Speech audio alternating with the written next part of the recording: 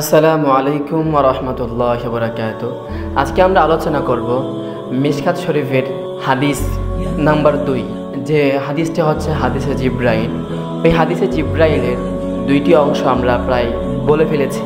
আজকে আমরা তৃতীয় অংশ বলবো। তৃতীয় অংশটি হচ্ছে জিব্রাইল আলাইহিস সালাম যখন মানুষের ছদ্মবেশে এসে নবী করিম সাল্লাল্লাহু আলাইহি ওয়াসাল্লামকে ইহসান সম্পর্কে জিজ্ঞেস করলেন, তখন নবী করিম সাল্লাল্লাহু আলাইহি ওয়াসাল্লাম কি বলেছেন? নবী করিম সাল্লাল্লাহু আলাইহি ওয়াসাল্লাম বলেছেন, তুমি এমনভাবে ইবাদত করো যেন তুমি আল্লাহকে দেখতে পাচ্ছ, আর যদি তুমি আল্লাহকে দেখতে না পাও তাহলে তোমার দৃঢ় বিশ্বাস রাখতে হবে আল্লাহ তোমাকে দেখছেন।